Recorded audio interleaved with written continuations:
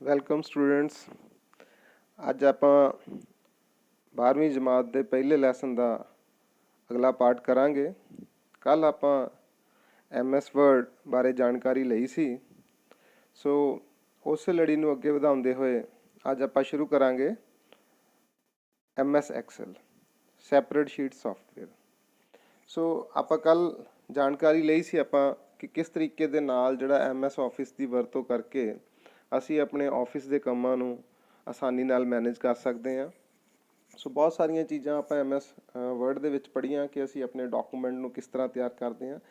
ਸੋ ਅੱਜ ਆਪਾਂ ਐਕਸਲ ਦੇ ਵਿੱਚ ਦੇਖਾਂਗੇ ਕਿ ਐਕਸਲ ਸਾਡਾ ਕਿਸ ਤਰ੍ਹਾਂ ਨਾਲ ਮਦਦ ਕਰਦਾ ਹੈ ਆਫਿਸ ਦੇ ਕੰਮਾਂ ਨੂੰ ਮੈਨੇਜਮੈਂਟ ਨੂੰ ਤਿਆਰ ਕਰਨ ਲਈ, ਉਹਨਾਂ ਦੇ ਕੰਮਾਂ ਨੂੰ ਹੋਰ ਵਧੀਆ ਢੰਗ ਨਾਲ ਆਸਾਨੀ ਨਾਲ ਕਰਨ ਦੇ ਲਈ ਕਿਸ ਤਰ੍ਹਾਂ ਆਪਾਂ MS ਐਕਸਲ ਦੀ ਵਰਤੋਂ ਕਰ ਸਕਦੇ ਹਾਂ। ਸੋ ਆਪਾਂ ਸਟਾਰਟ ਕਰਦੇ ਹਾਂ।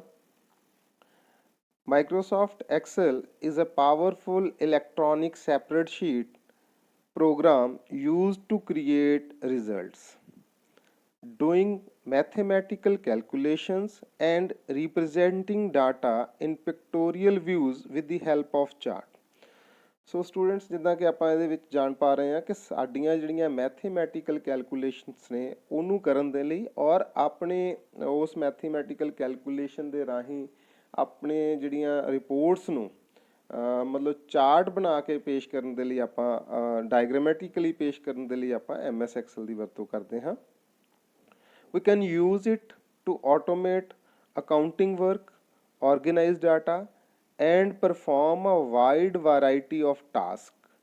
ਇਹਦੇ ਵਿੱਚ ਆਪਾਂ ਆਪਣੇ ਕੰਮ ਨੂੰ ਜਿਹੜੀਆਂ ਕੈਲਕੂਲੇਸ਼ਨਸ ਨੇ ਕਰਨ ਦੇ ਲਈ, ਕਿਸੇ ਡਾਟਾ ਨੂੰ ਆਰਗੇਨਾਈਜ਼ ਵੇ ਨਾਲ ਰੱਖਣ ਦੇ ਲਈ, ਉਹਦੀ ਸੋਰਟਿੰਗ ਕਰਨ ਦੇ ਲਈ, ਉਹਦੇ ਵਿੱਚ ਫਿਲਟਰ ਲਗਾ ਕੇ ਕੋਈ ਡਾਟਾ ਜਿਸ ਚੀਜ਼ ਦੀ ਸਾਨੂੰ ਰਿਕੁਆਇਰਮੈਂਟ ਆ ਉਹਨੂੰ ਐਕਸਟਰੈਕਟ ਕਰਨ ਦੇ ਲਈ ਆਪਾਂ ਇਹਦੀ ਵਰਤੋਂ ਕਰਦੇ ਹਾਂ। Excel is designed to perform calculations, analysis information and visualization data in a separate sheet. ਆਪਾਂ ਇੱਕ separate sheet ਦੀ ਵਰਤੋਂ ਕਰਕੇ ਉਸ ਦੇ ਵਿੱਚ ਜਿਹੜਾ ਸਾਡੇ ਕੋਲ ਡਾਟਾ ਪਿਆ ਉਹਦੇ ਨਾਲ ਆਪਾਂ ਕੈਲਕੂਲੇਸ਼ਨਸ ਕਰ ਸਕਦੇ ਹਾਂ, ਉਸ ਇਨਫੋਰਮੇਸ਼ਨ ਨੂੰ ਆਪਾਂ ਐਨਾਲਾਈਜ਼ ਕਰ ਸਕਦੇ ਹਾਂ ਔਰ ਉਹਦੇ ਲਈ ਵਿਜ਼ੂਅਲਾਈਜ਼ ਡਾਟਾ ਜਿਹੜਾ ਹੈਗਾ ਵਾ ਉਹ ਆਪਾਂ ਸੈਪਰੇਟ ਸ਼ੀਟ ਦੇ ਉੱਤੇ ਤਿਆਰ ਕਰ ਸਕਦੇ ਹਾਂ। Also this application includes database and chart features. ਸੋ ਇਹਦੇ ਨਾਲ ਆਪਾਂ ਡਾਟਾਬੇਸ ਤਿਆਰ ਕਰਕੇ ਔਰ ਉਹਦੇ ਜਿੱਦਾਂ ਆਪਾਂ ਪਹਿਲਾਂ ਵੀ ਗੱਲ ਕੀਤੀ ਕਿ ਗ੍ਰਾਫਿਕਲੀ ਉਹਨੂੰ ਆਪਾਂ ਪ੍ਰੈਜ਼ੈਂਟ ਕਰ ਸਕਦੇ ਹਾਂ, ਉਹਦੀ ਪ੍ਰੈਜੈਂਟੇਸ਼ਨ ਦੇ ਸਕਦੇ ਹਾਂ। ਸੋ ਸਭ ਤੋਂ ਪਹਿਲਾਂ ਸਾਡੇ ਕੋਲ ਇਸ ਵਿੱਚ ਜੋ ਆਉਂਦਾ ਹੈ ਉਹ ਹੈ ਫਾਰਮੂਲਾ ਬਾਰ। ਨਾਓ ਕਿਉਂਕਿ ਆਪਾਂ ਗੱਲ ਕੀਤੀ ਕਿ ਮੈਥੇਮੈਟੀਕਲ ਕੈਲਕੂਲੇਸ਼ਨ ਸੇ ਕਰਦਾ ਹੈ ਤਾਂ ਕਿਸ ਤਰੀਕੇ ਨਾਲ ਕਰਦਾ ਹੈ ਆਪਾਂ ਹੁਣ ਦੇਖਦੇ ਹਾਂ। ਸੋ ਫਾਰਮੂਲਾ ਬਾਰ ਕਿੱਥੇ ਹੁੰਦੀ ਆ ਤੁਹਾਡੇ ਆਪਣੇ ਕੋਲ ਪਿਕਚਰ ਦੇ ਵਿੱਚ ਫਾਰਮੂਲਾ ਜਿਹੜਾ ਹੈ ਉਹ ਤੁਹਾਨੂੰ ਨਜ਼ਰ ਆ ਰਿਹਾ ਹੋਵੇਗਾ, ਦੈਟ ਇਜ਼ ਫਾਰਮੂਲਾ ਬਾਰ। ਇਹ ਸਾਡੀ ਫਾਰਮੂਲਾ ਬਾਰ ਹੈ ਤੇ ਇਹਦੇ ਵਿੱਚ ਕਿਸ ਤਰੀਕੇ ਨਾਲ ਆਪਾਂ ਕੰਮ ਕਰਦੇ ਹਾਂ। Formula bar is one of the most important components in MS Excel, ਕਿਉਂਕਿ ਆਪਾਂ ਗੱਲ ਕਰ ਰਹੇ ਹਾਂ ਕਿ ਸਾਰੀ ਦੀ ਸਾਰੀ ਜਿਹੜੀ ਮਤਲਬ ਕਿ ਆਪਣਾ ਹੈ ਇਹ ਮੈਥੇਮੈਟੀਕਲ ਕੈਲਕੂਲੇਸ਼ਨਸ ਦੇ ਲਈ ਆਪਾਂ ਸੈਪਰੇਟ ਸ਼ੀਟਸ ਨੂੰ ਯੂਜ਼ ਕਰਦੇ ਹਾਂ। ਤਾਂ ਇਹਦੇ ਵਿੱਚ ਇਹ ਆ ਜਾਂਦੀ ਗੱਲ ਕਿ ਕਿਸ ਤਰੀਕੇ ਦੇ ਨਾਲ MS ਐਕਸਲ ਇੱਕ ਫਾਰਮੂਲਾ ਬਾਰ ਵਿੱਚ ਕਿਉਂ ਇੰਪੋਰਟੈਂਟ ਹੈ, ਕਿਉਂਕਿ ਸਾਰੇ ਫਾਰਮੂਲਾ ਆਪਾਂ ਇਸ ਫਾਰਮੂਲਾ ਬਾਰ ਦੇ ਵਿੱਚ ਹੀ ਐਂਟਰ ਕਰਦੇ ਹਾਂ। The formula bar is the area at the top of the Excel window just below the ribbon area or the formatting toolbar. The formula bar has two parts. Name box at the left and right side are the contents of the currently selected cell as shown below. ਜਿਸ ਤਰੀਕੇ ਨਾਲ ਆਪਾਂ ਦੇਖ ਪਾ ਰਹੇ ਹਾਂ picture ਦੇ ਵਿੱਚ ਸਾਡੇ ਕੋਲ ਦੋ ਚੀਜ਼ਾਂ ਨੇ ਇਹਦੇ ਵਿੱਚ। ਇੱਕ ਤੇ ਆ ਸਾਡੇ ਕੋਲ ਹੋ ਗਿਆ ਨੇਮ ਬਾਕਸ, ਜਿਹਦੇ ਵਿੱਚ ਕਿਹੜਾ ਸੈੱਲ ਆਪਾਂ ਸਿਲੈਕਟ ਕੀਤਾ ਹੋਇਆ ਇਸ ਵੇਲੇ ਉਹ ਡਿਸਕ੍ਰਾਈਬ ਹੁੰਦਾ, ਔਰ ਦੂਸਰਾ ਸਾਡੇ ਕੋਲ ਇਹਦੇ ਵਿੱਚ ਹੈ ਫਾਰਮੂਲਾ ਬਾਰ। ਇਹਦੇ 'ਚ ਜਿਹੜਾ ਆਪਾਂ ਫਾਰਮੂਲਾ ਲਿਖਣਾ ਹੈ ਉਸ ਨੂੰ ਆਪਾਂ ਇੱਥੇ ਐਂਟਰ ਕਰਦੇ ਹਾਂ। ਸੋ ਇਹ ਦੋ ਚੀਜ਼ਾਂ ਇਹਦੇ ਵਿੱਚ ਪਿਕਚਰ ਦੇ ਵਿੱਚ ਦਰਸਾਈਆਂ ਗਈਆਂ ਨੇ। ਨਾਓ ਨੈਕਸਟ ਹੈ formula bar gets activated as soon as you type an equal sign in any cell or click anywhere within the bar. So ਸਭ ਤੋਂ ਇੰਪੋਰਟੈਂਟ ਗੱਲ ਜਿਹੜੀ ਇਹਦੇ ਵਿੱਚ ਆਪਾਂ ਦੇਖ ਪਾ ਰਹੇ ਹਾਂ ਕਿ ਉਹਨੇ ਕਿਹਾ ਵਾ ਕਿ ਫਾਰਮੂਲਾ ਬਾਰ ਉਦੋਂ ਐਕਟੀਵੇਟ ਹੋ ਜਾਂਦੀ ਆ ਜਦੋਂ ਅਸੀਂ ਉਹਦੇ ਵਿੱਚ ਇਕੁਅਲ ਸਾਈਨ ਪਾਉਂਦੇ ਹਾਂ। ਤਾਂ ਇਹ ਬਹੁਤ ਇੰਪੋਰਟੈਂਟ ਹੈ, ਇਕੁਅਲ ਸਾਈਨ। ਸੋ ਇਕੁਅਲ ਸਾਈਨ ਇਹਦਾ ਕੀ ਮਤਲਬ ਹੈ? ਇਕੁਅਲ ਸਾਈਨ ਦਾ ਮਤਲਬ ਹੈ ਕਿ ਜਦੋਂ ਵੀ ਆਪਾਂ ਕੋਈ ਫਾਰਮੂਲਾ ਆਪਣਾ ਲਿਖਣਾ ਹੈ ਤਾਂ ਉਹ ਹਮੇਸ਼ਾ ਕਿੱਥੋਂ ਸਟਾਰਟ ਹੋਏਗਾ, ਉਹ ਇਕੁਅਲ ਸਾਈਨ ਤੋਂ ਸਟਾਰਟ ਹੋਏਗਾ। ਇਕੁਅਲ ਸਾਈਨ ਤੋਂ ਬਿਨਾ ਆਪਾਂ ਕਿਸੇ ਵੀ ਫਾਰਮੂਲੇ ਨੂੰ ਸਟਾਰਟ ਨਹੀਂ ਕਰ ਸਕਦੇ। So it is important. Next ਸਾਡੇ ਕੋਲ ਹੈ working area with formula.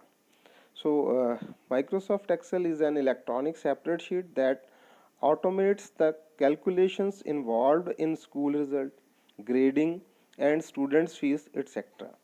Formula always start with equal sign। ਹੁਣ ਇੱਥੇ ਵੀ ਉਹਨਾਂ ਨੇ ਉਹੀ ਗੱਲ ਦੁਬਾਰਾ ਆਪਾਂ ਕਰ ਰਹੇ ਹਾਂ ਕਿ formula always start with equal sign। ਤਾਂ ਇੰਪੋਰਟੈਂਟ ਹੈ, ਇਸ ਨੂੰ ਹਮੇਸ਼ਾ ਧਿਆਨ 'ਚ ਰੱਖਣਾ ਹੈ।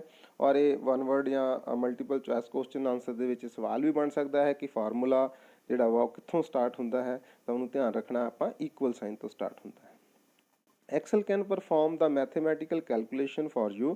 You will learn how to create formula and function to perform calculation in a separate sheet. So किस तरीके नाल आपां फार्मूले लिखते हैं भी आपां देखते हैं। जिस तरह के फॉर एग्जांपल की साडे कोल है equal to D15 plus D18 plus D21। ਇਹਦਾ ਕੀ मतलब है? ਇਹਦਾ मतलब है कि साडे कोल जिहड़ा D कॉलम है ਉਹਦੀ 15ਵੀਂ रो और उसे कॉलम ਦੀ ਫਿਰ 18ਵੀਂ रो और उसे कॉलम ਦੀ ਜਿਹੜੀ ਸਾਡੇ ਕੋਲ 21ਵੀਂ रो ਹੈ, ਇਹ ਤਿੰਨਾਂ ਦਾ ਉਹ ਸਾਨੂੰ ਟੋਟਲ ਜੋੜ ਕਰਕੇ ਸਾਨੂੰ ਦੱਸੇ। ਸੋ ਇਹ ਸਾਡੇ ਕੋਲ ਪਲੱਸ ਕਰਨ ਦੇ ਲਈ ਆਪਾਂ ਇਹਨੂੰ ਯੂਜ਼ ਕਰਦੇ ਹਾਂ। ਇਸ ਤਰੀਕੇ ਨਾਲ ਆਪਾਂ ਮਤਲਬ ਕਿ ਫਾਰਮੂਲਾ ਬਾਰ ਦੇ ਵਿੱਚ ਆਪਣੇ ਫਾਰਮੂਲਾ ਨੂੰ ਐਂਟਰ ਕਰਨਾ ਹੁੰਦਾ ਹੈ। ਇਸੇ ਤਰੀਕੇ ਨਾਲ ਜੇ ਆਪਾਂ ਮਾਈਨਸ ਕਰਨਾ ਚਾਹੁੰਦੇ ਹਾਂ ਤਾਂ ਆਪਾਂ ਉਹਦੇ ਵਿੱਚ ਮਾਈਨਸ ਦਾ ਸਾਈਨ ਕਿਹੜੀ ਵੈਲਿਊ 'ਚੋਂ ਕਿਹੜੀ ਘਟਾਉਣੀ ਹੈ, ਜਿਹੜੀ ਵੈਲਿਊ 'ਚੋਂ ਘਟਾਉਣਾ ਉਹਨੂੰ ਪਹਿਲਾਂ ਲਿਖਣਾ ਔਰ ਦੂਸਰੀ ਨੂੰ ਬਾਅਦ ਵਿੱਚ। ਔਰ ਜੇ ਡਿਵਾਈਡ ਕਰਨਾ ਹੈ ਤਾਂ ਸਲੈਸ਼ ਸਾਈਨ ਦੀ ਵਰਤੋਂ। ਜੇ ਮਲਟੀਪਲਾਈ ਕਰਨੀ ਹੈ ਜਾਂ ਕਾफ़ी ਸਾਰੀ ਜੇ ਆਪਣੇ ਕੋਲ ਮੰਨ ਲਓ ਜੇ ਆਪਾਂ ਜ਼ਿਆਦਾ ਕੈਲਕੂਲੇਸ਼ਨ ਕਰਨੀ ਆ ਵੀ ਦੋ ਚੀਜ਼ਾਂ ਦਾ ਜੋੜ ਵੀ ਕਰਨਾ ਵਾ ਔਰ ਉਹਨੂੰ ਕਿਸੇ ਨਾਲ ਗੁਣਾ ਵੀ ਕਰਨਾ, ਤਾਂ ਉਹਦੇ ਲਈ ਆਪਾਂ ਬ੍ਰੈਕਟਾਂ ਦਾ ਇਸਤੇਮਾਲ ਕਰਦੇ ਹਾਂ।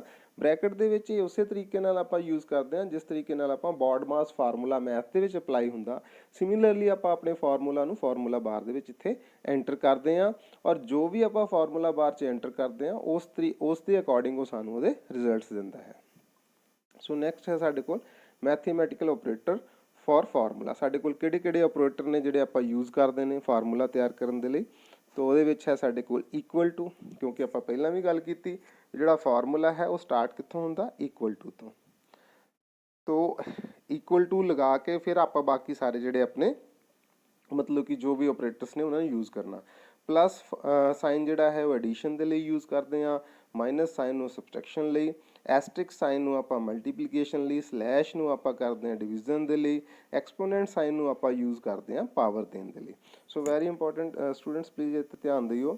ਸਮਟਾਈਮਸ ਆਪਾਂ ਜੇ ਕੋਈ ਵੈਲਿਊ ਕੱਢਣੀ ਹੋਵੇ x ਰੇਜ਼ ਟੂ ਪਾਵਰ 2 ਜਾਂ y ਮੰਨ ਲਓ ਆਪਾਂ ਗੱਲ ਕਰਦੇ ਹਾਂ ਵੀ 3 ਰੇਜ਼ ਟੂ ਪਾਵਰ 2, ਤਾਂ ਇਹ ਜੇ ਆਪਾਂ ਇਸ ਤਰ੍ਹਾਂ ਦਾ ਕੋਈ ਫਾਰਮੂਲਾ ਲਗਾਉਣਾ ਹੋਵੇ ਤਾਂ ਆਪਾਂ ਐਕਸਪੋਨੈਂਟ ਸਾਈਨ ਦਾ ਜਿਹੜਾ ਹੈਗਾ ਵਾ ਉਹ ਆਪਾਂ ਇਸਤੇਮਾਲ ਕਰਦੇ ਹਾਂ। ਸੋ ਇਹ ਜਿਹੜਾ ਸਾਈਨ ਹੈ ਪਾਵਰ ਦੇ ਲਈ ਯੂਜ਼ ਕੀਤਾ ਜਾਂਦਾ ਹੈ। ਨੈਕਸਟ ਸਾਡੇ ਕੋਲ ਬ੍ਰੈਕਟਸ ਨੇ। ਆਪਾਂ ਪਹਿਲਾਂ ਵੀ ਗੱਲ ਕੀਤੀ ਕਿ ਜਦੋਂ ਸਾਡੇ ਕੋਲ ਜੇ ਮੰਨ ਲਓ ਜ਼ਿਆਦਾ ਕੰਪਲੈਕਸ ਕੈਲਕੂਲੇਸ਼ਨਸ ਨੇ, ਮਤਲਬ ਉਹਦੇ ਵਿੱਚ ਆਪਾਂ ਪਲੱਸ ਵੀ ਕਰਨਾ ਹੈ, ਮਾਈਨਸ ਵੀ ਕਰਨਾ ਹੈ, ਗੁਣਾ ਵੀ ਕਰਨੀ ਹੈ, ਤਕਸੀਮ ਵੀ ਕਰਨੀ ਹੈ, ਤਾਂ ਆਪਾਂ ਬ੍ਰੈਕਟਾਂ ਦਾ ਇਸਤੇਮਾਲ ਕਰਕੇ ਉਹਦੀ ਗਰੁੱਪਿੰਗ ਕਰਦੇ ਹਾਂ ਅਤੇ ਉਸ ਦੇ ਅਕੋਰਡਿੰਗ ਆਪਾਂ ਬੌਡਮਾਸ ਦੇ ਅਕੋਰਡਿੰਗ ਆਪਾਂ ਉਹਦਾ ਫਾਰਮੂਲਾ ਤਿਆਰ ਕਰਦੇ ਹਾਂ। ਨੈਕਸਟ ਹੈ ਸਾਡੇ ਕੋਲ the basic step to creating a formula. ਤਾਂ ਕਿਹੜੇ ਸਟੈਪ ਨੇ ਧਿਆਨ ਦੇਵਾਂਗੇ। Click in the empty cell which will contain the formula. Type an equal sign. Type the cell address or click the cell that contains the first number. Type the mathematical operators ਜਿਹੜੇ ਵੀ ਆਪਾਂ ਲਗਾਣੇ ਨੇ. Type the cell address. Click the cell that contains the second number. Continue in this manner until the formula is completed. Use parenthesis for clarification, press enter button। तो ਆਪਾਂ ਜਿੱਦਾਂ ਪਹਿਲਾਂ ਗੱਲ ਕਰ ਰਹੇ ਸੀ ਕਿ ਆਪਾਂ ਫਾਰਮੂਲਾ ਦੇ ਵਿੱਚ ਜਾਂਦੇ ਹਾਂ ਔਰ ਫਾਰਮੂਲਾ ਬਾਰ 'ਤੇ ਜਗਾ ਕੇ ਆਪਾਂ ਇਕੁਅਲ ਟੂ ਲਿਖਦੇ ਹਾਂ, ਫਿਰ ਆਪਾਂ D12 ਲਿਖਦੇ ਹਾਂ, ਪਲੱਸ D18 ਲਿਖਦੇ ਹਾਂ, ਪਲੱਸ D। ਸੋ ਇਹ ਇੱਕ ਤਰੀਕਾ ਹੈ ਕਿ ਜਦੋਂ ਆਪਾਂ ਕੀਬੋਰਡ ਨਾਲ ਕੰਮ ਕਰ ਰਹੇ ਹਾਂ। ਜੇ ਆਪਾਂ ਮਾਊਸ ਦਾ ਇਸਤੇਮਾਲ ਨਾਲ ਕਰਦੇ ਹਾਂ ਤਾਂ ਇਹਦਾ ਇੱਕ ਹੋਰ ਸੌਖਾ ਤਰੀਕਾ ਹੈ ਜਿਹੜਾ ਇਹ 'ਚ ਡਿਸਕ੍ਰਾਈਬ ਕੀਤਾ ਗਿਆ ਹੈ ਕਿ ਆਪਾਂ ਫਾਰਮੂਲਾ ਬਾਰ ਦੇ ਵਿੱਚ ਇਕੁਅਲ ਐਂਟਰ ਕੀਤਾ, ਦੈਨ ਆਪਾਂ ਨੂੰ ਕੋਈ ਲੋੜ ਨਹੀਂ ਹੈ ਕਿ ਆਪਾਂ ਸੈੱਲ ਦੇਖੀਏ ਵੀ ਉਹ 'ਚ ਕੀ ਲਿਖਣਾ, ਕਿੰਨਾ ਨੰਬਰ ਹੈ। ਡਾਇਰੈਕਟਲੀ ਉਸ ਸੈੱਲ 'ਤੇ ਜਾ ਕੇ ਕਲਿੱਕ ਕਰਾਂਗੇ, ਉਹ ਨੰਬਰ ਆਟੋਮੈਟਿਕਲੀ ਫਾਰਮੂਲਾ ਬਾਰ ਦੇ ਉੱਤੇ ਲਿਖਿਆ ਜਾਏਗਾ। ਫਿਰ ਆਪਾਂ ਆਪਣਾ ਮੈਥਮੈਟੀਕਲ ਆਪਰੇਟਰ ਯੂਜ਼ ਕਰਾਂਗੇ ਔਰ ਫਿਰ ਨੈਕਸਟ ਜਿਹੜਾ ਹੈ ਸੈੱਲ ਨੂੰ ਕਲਿੱਕ ਕਰਾਂਗੇ ਜਿਸ ਨੂੰ ਉਸ ਤੋਂ ਬਾਅਦ ਵਿੱਚ ਰੱਖਣਾ ਹੈ। ਸੋ ਇੱਕ ਪ੍ਰੋਸੈਸ ਹੈ, ਇਹਦੇ ਨਾਲ ਵੀ ਆਪਾਂ ਆਸਾਨੀ ਨਾਲ ਆਪਣਾ ਫਾਰਮੂਲਾ ਤਿਆਰ ਕਰ ਸਕਦੇ ਹਾਂ। नेक्स्ट है manual formula. So manual formula we make manual entries for mathematical formula by typing number cell reference and mathematic. जिस तरह मैं आप जी पहला दस रहा कि फार्मूला एड्रैस बार के जाके आप इक्वल टू तो बाद जो सैल का एड्रैस आप टाइप करते हैं तो वह मैनुअल फार्मूला बन जाता है। Working with function. Now what is function? ध्यान देने वाली गल है कि आप पहला फार्मूला बारे पढ़िया, हुण आप फंक्शन बारे पढ़न जा रहे हैं। A function provide an automated method for creating formula. A function is a predefined formula that performed calculation using specific values in a particular order. Excel includes many common functions that can be used to quickly find the sum, average, count, maximum values and minimum values for a range cell. So function ਸਾਡੇ ਕੋਲ ਬਹੁਤ ਸਾਰੇ function ਜਿਹੜੇ ਨੇ Excel ਦੇ ਵਿੱਚ inbuilt ਹੁੰਦੇ ਨੇ, ਜਿਨ੍ਹਾਂ ਦੇ ਵਿੱਚੋਂ ਕੁਝ ਦੇ ਨਾਮ ਵੀ ਦਿੱਤੇ ਹੋਏ ਆ ਆਪਾਂ ਨੂੰ, ਵੀ ਜੇ ਆਪਾਂ ਸਮ ਕਰਨਾ ਹੈ, ਕੋਈ ਐਵਰੇਜ ਪਤਾ ਕਰਨੀ ਹੈ, ਨੰਬਰ ਆਫ ਮਤਲਬ ਕਾਊਂਟਸ ਕਰਨੇ ਨੇ ਵੀ ਕਿੰਨੀ ਨੇ, ਗਿਣਤੀ ਕਿੰਨੀ ਹੈ ਇਹਨਾਂ ਦੀ, ਦੈਨ ਮੈਕਸਿਮਮ ਵੈਲਿਊ ਕੀ ਹੈ ਸਿਲੈਕਟਡ ਰੇਂਜ ਦੇ ਵਿੱਚ, ਔਰ ਮਿਨੀਮਮ ਵੈਲਿਊਜ਼ ਕੀ ਹੈ। ਤਾਂ ਇਹ ਸਾਰੇ ਸਾਡੇ ਕੋਲ ਇਨਬਿਲਟ ਫਾਰਮੂਲੇ ਨੇ, ਇਨਬਿਲਟ ਫੰਕਸ਼ਨਸ ਨੇ ਜਿਹੜੇ ਸਾਡੇ ਕੋਲ ਆਲਰੇਡੀ ਐਕਸਲ ਦੇ ਵਿੱਚ ਦਿੱਤੇ ਗਏ ਹੋਏ ਨੇ, ਔਰ ਇਹਨਾਂ ਦੀ ਵਰਤੋਂ ਕਰਕੇ ਆਪਾਂ ਆਪਣਾ ਰਿਜ਼ਲਟ ਫਾਈਂਡ ਕਰ ਸਕਦੇ ਹਾਂ। ਸੋ ਦੇਖਦੇ ਹਾਂ ਕਿ ਸਟੈਪ ਆ ਜੀ ਫੰਕਸ਼ਨ ਨੂੰ ਯੂਜ਼ ਕਰਨ ਦੇ ਲਈ। Select an empty cell, type an equal sign, then type a function. For example equal to sum for getting the total. ਜੇ ਅਸੀਂ ਕਿਸੇ ਚੀਜ਼ ਦਾ ਜੋੜ ਕਰਨਾ ਚਾਹੁੰਦੇ ਹਾਂ ਤਾਂ ਆਪਾਂ ਸਮ ਫੰਕਸ਼ਨ ਦੀ ਵਰਤੋਂ ਕਰ ਸਕਦੇ ਹਾਂ। ਟਾਈਪ ਐਨ ਓਪਨਿੰਗ ਪੈਂਸਿਸ, ਆਪਾਂ ਖੁੱਲੀ ਬ੍ਰੈਕਟ ਪਾਵਾਂਗੇ ਤੇ ਉਸ ਤੋਂ ਬਾਅਦ ਫਿਰ ਆਪਾਂ ਕੀ ਕਰਾਂਗੇ, ਆਪਣੇ ਜਿਹੜੇ ਸੈਲਸ ਨੇ ਉਹਨਾਂ ਦੀ ਰੇਂਜ ਨੂੰ ਸਿਲੈਕਟ ਕਰਾਂਗੇ, ਦੈਨ ਆਪਾਂ ਬ੍ਰੈਕਟ ਨੂੰ ਬੰਦ ਕਰਾਂਗੇ ਔਰ ਐਂਟਰ ਬਟਨ ਨੱਪਾਂਗੇ ਤਾਂ ਸਾਡੇ ਕੋਲ ਰਿਜ਼ਲਟ ਆ ਜਾਏਗਾ। ਸੋ ਇਹ ਸਾਡੇ ਕੋਲ ਇੱਕ ਫੰਕਸ਼ਨ ਨੂੰ ਵਰਤਣ ਦਾ ਇੱਕ ਤਰੀਕਾ ਹੈ। ਦੈਨ ਸਾਡੇ ਕੋਲ ਆਟੋ ਸਮ। ਆਟੋ ਸਮ ਕੀ ਹੈ? Auto sum is very easy function to use. ਇਹ ਸਾਡੇ ਕੋਲ ਆਲਰੇਡੀ ਜਿਹੜਾ ਸਾਡਾ ਰਿਬਨ ਹੈ ਉਹ ਹੋਮ ਰਿਬਨ ਦੇ ਉੱਤੇ ਸ਼ੋਅ ਹੋ ਰਿਹਾ ਹੁੰਦਾ ਹੈ, ਔਰ ਇਹਦਾ ਸਾਈਨ ਜਿਹੜਾ ਹੈ ਸਿਗਮਾ ਦਾ ਹੁੰਦਾ ਹੈ। ਤਾਂ ਉਹਦੇ ਵਿੱਚ ਕੀ ਹੈ ਵੀ ਆਪਾਂ ਜਿੰਨੀ ਵੀ ਰੇਂਜ ਆਪਾਂ ਸਿਲੈਕਟ ਕਰਦੇ ਹਾਂ, ਔਰ ਦੈਨ ਉਸ ਤੋਂ ਬਾਅਦ ਜਦੋਂ ਆਪਾਂ ਆਟੋ ਸਮ ਬਟਨ ਦੇ ਉੱਤੇ ਕਲਿੱਕ ਕਰਦੇ ਹਾਂ ਤਾਂ ਆਟੋਮੈਟਿਕਲੀ ਉਹ ਸਾਰੇ ਨੰਬਰਸ ਦਾ ਸਾਨੂੰ ਜਿਹੜਾ ਹੈਗਾ ਟੋਟਲ ਕਰਕੇ ਦੱਸ ਦਿੰਦਾ ਹੈ। ਇਸੇ ਤਰ੍ਹਾਂ ਜਿਹੜਾ ਕਾਊਂਟ ਫੰਕਸ਼ਨ ਹੈ ਜਿਹਦੀ ਆਪਾਂ ਗੱਲ ਕਰ ਰਹੇ ਸੀ ਉੱਪਰ, ਵੀ ਆਪਾਂ ਸਾਨੂੰ ਕਾਊਂਟ ਕਰਕੇ ਦੱਸਦਾ ਹੈ ਵੀ ਕਿੰਨੇ ਇਹਦੇ ਵਿੱਚ ਨੇ। ਤੇ ਆਪਾਂ ਜੇ ਗਿਣਤੀ ਕਾਊਂਟ ਕਰਨੀ ਹੋਏ ਤੇ ਆਪਾਂ ਜਦੋਂ ਸਾਰੇ ਨੂੰ ਸਿਲੈਕਟ ਕਰਦੇ ਹਾਂ ਤਾਂ ਸਾਡੇ ਕੋਲ ਐਕਸਲ ਦੇ ਵਿੱਚ ਜਿਹੜਾ ਸਾਡੇ ਕੋਲ ਸਭ ਤੋਂ ਥੱਲੇ ਲੋਅਰ ਮਤਲਬ ਕਿ ਸਕਰੀਨ ਦੇ ਥੱਲੜੇ ਹਿੱਸੇ ਤੇ ਉੱਥੇ ਸਾਨੂੰ ਸਮ ਤੇ ਕਾਊਂਟ ਉਹ ਦੋਨੇ ਆਟੋਮੈਟਿਕਲੀ ਵੀ ਦੱਸ ਰਿਹਾ ਹੁੰਦਾ ਹੈ, ਆਪਾਂ ਉੱਥੋਂ ਵੀ ਉਹਨੂੰ ਦੇਖ ਸਕਦੇ ਹਾਂ। ਪਰ ਜੇ ਅਸੀਂ ਉਸ ਦਾ ਰਿਜ਼ਲਟ ਆਨਸਰ ਸ਼ੀਟ ਤੇ ਸੈਪਰੇਟ ਸ਼ੀਟ ਤੇ ਲੈਣਾ ਹੋਵੇ ਤਾਂ ਸਾਨੂੰ ਕਾਊਂਟ ਤੇ ਆਟੋ ਸਮ ਦਾ ਜਿਹੜਾ ਹੈਗਾ ਉਹ ਬਟਨ ਨੂੰ ਕਲਿੱਕ ਕਰਨਾ ਪਏਗਾ। Commonly used function. ਆਮ ਵਰਤੋਂ ਵਿੱਚ ਆਉਣ ਵਾਲੇ ਫੰਕਸ਼ਨ ਕਿਹੜੇ ਕਿਹੜੇ ਨੇ ਉਹਨਾਂ ਬਾਰੇ ਡਿਸਕ੍ਰਾਈਬ ਕੀਤਾ ਹੋਇਆ। ਜਿੱਦਾਂ ਸਮ ਫੰਕਸ਼ਨ ਹੈ, ਸਮ ਫੰਕਸ਼ਨ ਦੀ ਵਰਤੋਂ ਬਾਰੇ ਵੀ ਦੱਸਿਆ ਹੈ। ਜਿੱਦਾਂ ਕਿ ਉਹਦਾ ਸਿੰਟੈਕਸ ਕੀ ਹੈ, ਸਭ ਤੋਂ ਪਹਿਲਾਂ ਆਪਾਂ ਇਕੁਅਲ ਟੂ ਲਿਖਾਂਗੇ, ਫਿਰ ਆਪਾਂ ਸਮ ਪਾਵਾਂਗੇ ਕਿਉਂਕਿ ਸਮ ਸਾਡੇ ਫੰਕਸ਼ਨ ਦਾ ਨਾਮ ਹੈ। ਦੈਨ ਉਸ ਤੋਂ ਬਾਅਦ ਆਪਾਂ ਬ੍ਰੈਕਟ ਸਟਾਰਟ ਕਰਾਂਗੇ। ਬ੍ਰੈਕਟ ਸਟਾਰਟ ਕਰਨ ਤੋਂ ਬਾਅਦ ਆਪਾਂ ਜਿਹੜੇ ਸੈੱਲ ਦਾ ਜੋੜ ਕਰਨਾ ਹੈ ਉਹ 'ਤੇ ਕਲਿੱਕ ਕਰਾਂਗੇ, ਜਾਂ ਉਹਦਾ ਮਤਲਬ ਕਿ ਜਿਹੜਾ ਹੈਗਾ ਵਾ ਐਡਰੈਸ ਲਿਖਾਂਗੇ ਵੀ ਉਹ ਕਿੰਨਵਾਂ ਸੈੱਲ ਹੈ। ਤਾਂ ਉਸ ਤੋਂ ਬਾਅਦ ਬ੍ਰੈਕਟ ਬੰਦ ਕਰਨ ਤੋਂ ਬਾਅਦ ਜਿੱਦਾਂ ਹੀ ਆਪਾਂ ਐਂਟਰ ਬਟਨ ਨੱਪਾਂਗੇ ਉਹ ਸਾਨੂੰ ਉਸ ਦਾ ਸਮ ਕਰਕੇ ਦੱਸ ਦੇਗਾ। ਸੋ ਇਹਦੇ ਵਿੱਚ ਇਸ ਤਰੀਕੇ ਨਾਲ ਹੀ ਦਰਸਾਇਆ ਗਿਆ ਹੈ। ਜਿੱਦਾਂ ਕਿ ਆਪਾਂ ਦੇਖ ਸਕਦੇ ਹਾਂ ਸਾਡੇ ਕੋਲ ਇੱਕ 12 ਹੈ, 25 ਹੈ, 56 ਹੈ। ABC ਕਾਲਮ ਦੇ ਵਿੱਚ ਫਸਟ ਲਾਈਨ ਹੈ, ਆਪਾਂ ਲਿਖਿਆ ਸਮ A ਕੋਲਨ ਟੂ C। ਔਰ ਜੇ ਆਪਾਂ ਇੱਕੋ ਰੇਂਜ ਦੇ ਵਿੱਚ ਲੈ ਰਹੇ ਹਾਂ ਤਾਂ ਆਪਾਂ ਇਸ ਤਰੀਕੇ ਨਾਲ ਲਿਖ ਸਕਦੇ ਹਾਂ। Otherwise we can also write that ਕਿ A ਤੋਂ ਬਾਅਦ ਆਪਾਂ B ਨੂੰ ਲੈਣਾ ਹੈ ਜਾਂ C ਨੂੰ ਲੈਣਾ ਹੈ, ਤਾਂ ਉਹ ਇੱਕ ਸੇਮ ਰੇਂਜ ਦੇ ਵਿੱਚ ਆਪਾਂ ਨੂੰ ਉਹ ਮਤਲਬ ਕਿ ਸਾਨੂੰ ਉਹਦਾ ਟੋਟਲ ਕਰਕੇ ਦੱਸ ਦੇਗਾ। ਦੈਨ ਸਾਡੇ ਕੋਲ ਨੈਕਸਟ ਹੈ ਕਾਊਂਟ। ਜਿਸ ਤਰ੍ਹਾਂ ਆਪਾਂ ਸਮ ਕਰਦੇ ਹਾਂ ਸੇਮ ਪ੍ਰੋਸੀਜਰ ਹੈ ਕਾਊਂਟ ਦਾ ਵੀ। ਆਪਾਂ ਇਕੁਅਲ ਟੂ ਕਾਊਂਟ ਲਿਖਦੇ ਹਾਂ, ਫੰਕਸ਼ਨ ਨੂੰ ਯੂਜ਼ ਕਰਦੇ ਹਾਂ, ਔਰ ਉਸ ਤੋਂ ਬਾਅਦ ਉਹਨਾਂ ਦੀ ਵੈਲਿਊਜ਼ ਭਰਦੇ ਹਾਂ। ਤਾਂ ਸਾਡੇ ਕੋਲ ਉਹ ਕੀ ਕਰਦਾ ਹੈ ਕਿ ਉਹਦੀਆਂ ਕਿੰਨੀਆਂ ਟੋਟਲ ਸੈੱਲਸ ਨੂੰ ਆਪਾਂ ਕਾਊਂਟ ਕਰ ਰਹੇ ਹਾਂ ਉਹਦੇ ਬਾਰੇ ਜਾਣਕਾਰੀ ਦਿੰਦਾ ਹੈ। ਜਿੱਦਾਂ 1 2 3 ਸੈੱਲ ਨੂੰ ਆਪਾਂ ਲੈ ਰਹੇ ਹਾਂ, ਤਾਂ ਜਦੋਂ ਆਪਾਂ ਇਸ ਫਾਰਮੂਲਿਆਂ ਨੂੰ ਲਗਾਉਂਦੇ ਹਾਂ, ਫੰਕਸ਼ਨ ਨੂੰ ਯੂਜ਼ ਕਰਦੇ ਹਾਂ, ਤਾਂ ਸਾਡੇ ਕੋਲ ਆਨਸਰ ਜਿਹੜਾ ਹੈ ਉਹ 3 ਆ ਜਾਂਦਾ ਹੈ। ਸੋ ਇਹ ਸਾਡੇ ਕੋਲ ਇੱਕ ਆਸਾਨੀ ਨਾਲ ਆਪਾਂ ਕਾਊਂਟ ਕਰ ਸਕਦੇ ਹਾਂ ਕਿ ਕਿੰਨੀ ਵੈਲਿਊਜ਼ ਨੇ ਟੋਟਲ ਜਿਹੜੀਆਂ ਸੈੱਲਸ ਦੇ ਵਿੱਚ ਐਂਟਰ ਹੋਈਆਂ ਨੇ। ਦੈਨ ਹੈ max function. Max function use to ਕਿ ਉਸ ਰੇਂਜ ਦੇ ਵਿੱਚ ਮੈਕਸਿਮਮ ਵੈਲਿਊ ਵਾਲਾ ਸੈੱਲ ਕਿਹੜਾ ਹੈ, ਮੈਕਸਿਮਮ ਵੈਲਿਊ ਕਿਸ ਦੀ ਹੈ। ਜਦੋਂ ਆਪਾਂ ਮੈਕਸ ਫੰਕਸ਼ਨ ਨੂੰ ਯੂਜ਼ ਕਰਦੇ ਹਾਂ ਤਾਂ ਮੈਕਸ ਫੰਕਸ਼ਨ ਕੀ ਕਰਦਾ ਹੈ, ਮੈਕਸ ਫੰਕਸ਼ਨ ਨੂੰ ਜਦੋਂ ਆਪਾਂ ਯੂਜ਼ ਕਰਦੇ ਹਾਂ ਤਾਂ ਮੈਕਸ ਫੰਕਸ਼ਨ ਦੇ ਵਿੱਚ ਸਾਨੂੰ ਪਤਾ ਲੱਗਦਾ ਕਿ ਇਸ ਰੇਂਜ ਦੇ ਵਿੱਚ ਮੈਕਸਿਮਮ ਵੈਲਿਊ ਕਿਹਦੀ ਹੈ, ਕਿਸ ਚੀਜ਼ ਦੀ ਹੈ, ਤਾਂ ਉਹ ਸਾਨੂੰ ਉਸ ਤੋਂ ਪਤਾ ਲੱਗ ਜਾਂਦਾ ਹੈ। ਜਿੱਦਾਂ ਕਿ ਐਗਜ਼ਾਮਪਲ ਦੇ ਤੌਰ 'ਤੇ ਆਪਾਂ ਦੇਖ ਸਕਦੇ ਹਾਂ ਕਿ ਸਾਡੇ ਕੋਲ A 12 ਹੈ, B 25 ਹੈ, C 56 ਹੈ, ਔਰ ਜਦੋਂ ਆਪਾਂ ਮੈਕਸ ਫੰਕਸ਼ਨ ਲਗਾਇਆ ਤਾਂ ਇਹਨਾਂ ਦੇ ਵਿੱਚੋਂ ਮੈਕਸਿਮਮ ਵੈਲਿਊ ਜਿਹੜੀ 56 ਹੈ ਉਹ ਸਾਡੇ ਕੋਲ ਆਨਸਰ ਬਣ ਜਾਂਦੀ ਹੈ। ਸੋ ਇਹ ਸਾਡੇ ਕੋਲ ਮੈਕਸਿਮਮ ਫੰਕਸ਼ਨ ਦਾ ਇੱਕ ਤਰੀਕਾ ਹੈ। ਦੈਨ ਸਾਡੇ ਕੋਲ ਹੈ ਮਿਨੀਮਮ। ਸੋ ਜਿੱਦਾਂ ਆਪਾਂ ਮੈਕਸਿਮਮ ਫਾਈਂਡ ਆਊਟ ਕੀਤਾ ਉਸੇ ਤਰੀਕੇ ਨਾਲ ਆਪਾਂ ਮਿਨੀਮਮ ਵੀ ਫਾਈਂਡ ਆਊਟ ਕਰ ਸਕਦੇ ਹਾਂ। ਜਿੱਦਾਂ ਇਹਦੇ ਵਿੱਚ 12 ਹੈ, 25 ਹੈ ਐਂਡ 56 ਹੈ, ਤਾਂ ਸਾਡੇ ਕੋਲ ਜਿਹੜੀ ਮਿਨੀਮਮ ਵੈਲਿਊ ਉਹ 12 ਆ ਜਾਏਗੀ। ਮਿਨੀਮਮ ਫੰਕਸ਼ਨ ਉਹ ਸਾਨੂੰ ਕੈਲਕੂਲੇਟ ਕਰਕੇ ਦੱਸੇਗਾ। Similarly average. ਹੁਣ ਐਵਰੇਜ ਦਾ ਵੀ ਆਪਾਂ ਸਾਰਿਆਂ ਨੂੰ ਪਤਾ ਵਾ ਕਿ ਐਵਰੇਜ ਕੀ ਕਰਦੀ ਹੈ, ਜਿੰਨੇ ਵੀ ਨੰਬਰ ਨੇ ਉਹਨਾਂ ਸਾਰਿਆਂ ਨੂੰ ਜੋੜ ਕੇ ਔਰ ਨੰਬਰ ਆਫ ਆਈਟਮ ਦੇ ਉੱਤੇ ਡਿਵਾਈਡ ਕਰਦੀ ਆ। ਇਸ ਤਰੀਕੇ ਨਾਲ ਆਪਾਂ ਆਪਣਾ ਐਵਰੇਜ ਫਾਈਂਡ ਆਊਟ ਕਰ ਸਕਦੇ ਹਾਂ। ਸੋ ਇਸ ਦੇ ਵਿੱਚ ਜੇ ਆਪਾਂ ਦੇਖੀਏ ਤਾਂ ਸਾਡੇ ਕੋਲ ਜਿਸ ਤਰੀਕੇ ਨਾਲ ਕਿ 12, 25, 56 ਔਰ ਐਵਰੇਜ ਫੰਕਸ਼ਨ ਜਿੱਦਾਂ ਹੀ ਆਪਾਂ ਯੂਜ਼ ਕੀਤਾ ਤਾਂ ਸਾਡੇ ਕੋਲ ਆਨਸਰ ਆ ਗਿਆ 31। ਇਹ ਸਾਡਾ ਐਵਰੇਜ ਨਿਕਲ ਆਈ ਆ।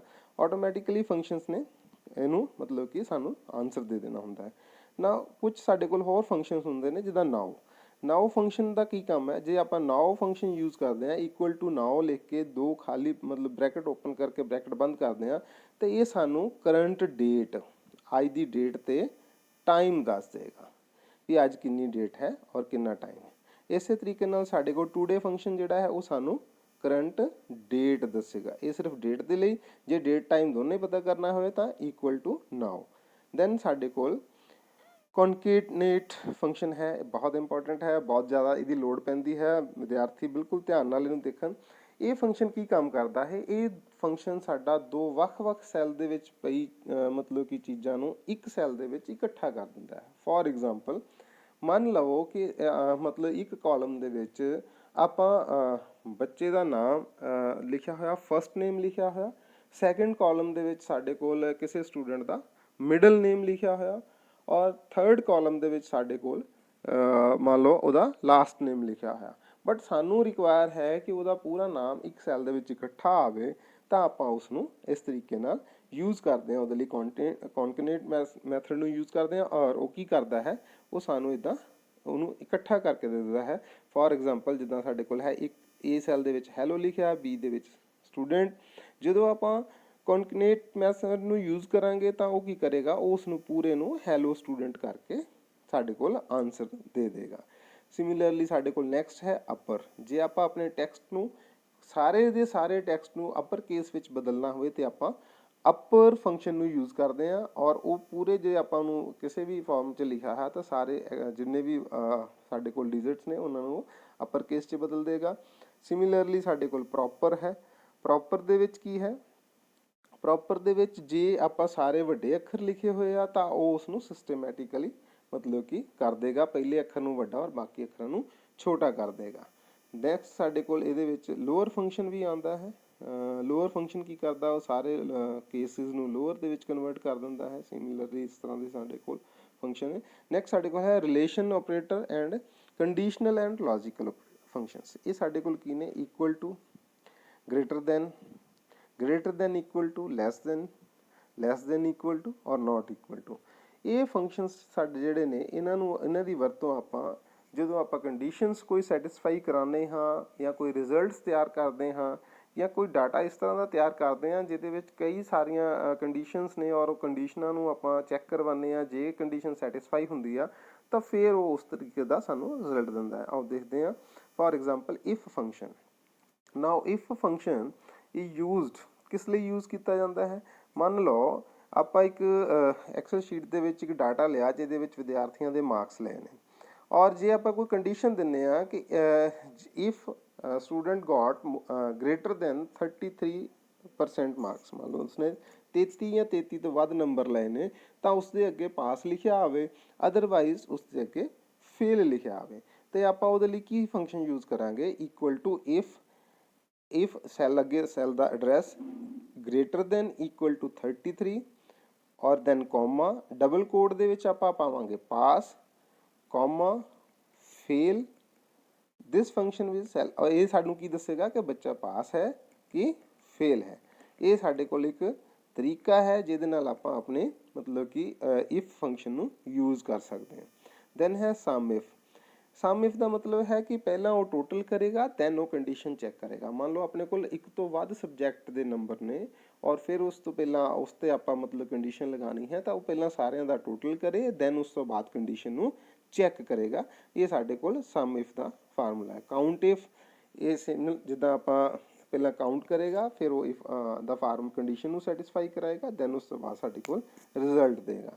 ਸੋ ਇਹ ਸਾਡੇ ਕੋਲ ਕੁਝ ਇੱਕ ਫੰਕਸ਼ਨਸ ਨੇ ਜਿਹੜੇ ਲੌਜੀਕਲੀ ਆਪਾਂ ਯੂਜ਼ ਕਰਦੇ ਹਾਂ। ਇਸ ਤੋਂ ਬਾਅਦ ਨੈਕਸਟ ਸਾਡੇ ਕੋਲ ਹੈ border and shadings. So border and shadings ਕੀ ਹੈ, ਜਿਸ ਤਰ੍ਹਾਂ ਆਪਾਂ MS ਵਰਡ ਦੇ ਵਿੱਚ ਵੀ ਪੜ੍ਹਿਆ ਸੀਗਾ ਕਿ ਅਸੀਂ ਆਪਣੇ ਮਤਲਬ ਡਾਕੂਮੈਂਟ ਦੇ ਉੱਤੇ ਬਾਰਡਰ ਲਗਾ ਸਕਦੇ ਹਾਂ। ਸਿਮਿਲਰਲੀ ਸਾਡੇ ਕੋਲ ਇਹ ਪ੍ਰੋਵੀਜ਼ਨ ਇੱਥੇ ਵੀ ਹੈ ਕਿ ਆਪਾਂ ਆਪਣਾ ਜਿਹੜਾ ਡਾਟਾ ਹੈ ਉਹਦੇ ਤੇ ਬਾਰਡਰ ਲਗਾ ਸਕਦੇ ਹਾਂ ਕਿ ਆਪਾਂ ਮਤਲਬ ਟੋਟਲੀ ਸਾਰੇ ਕਾਲਮ ਨੂੰ ਕਵਰ ਕਰਨਾ ਹੈ ਜਾਂ ਆਊਟਰ ਏਰੀਆ ਨੂੰ ਕਵਰ ਕਰਨਾ ਹੈ। ਜਿਸ ਤਰ੍ਹਾਂ ਵੀ ਆਪਾਂ ਚਾਹੀਏ ਸਾਡੇ ਕੋਲ ਆਪਸ਼ਨ ਹੁੰਦੀ ਹੈ, ਜਿਹਦੇ ਵਿੱਚ button border, tap border, left border, right border, no border, all border, outside border. So ਇਹ ਸਾਡੇ ਕੋਲ ਕੁਝ ਆਪਸ਼ਨਾਂ ਨੇ ਜਿਹਦੀਆਂ ਆਪਾਂ ਵਰਤੋਂ ਕਰ ਸਕਦੇ ਹਾਂ। ਨਾਓ ਨੈਕਸਟ ਹੈ ਸਾਡੇ ਕੋਲ custom filter, very important feature of Excel.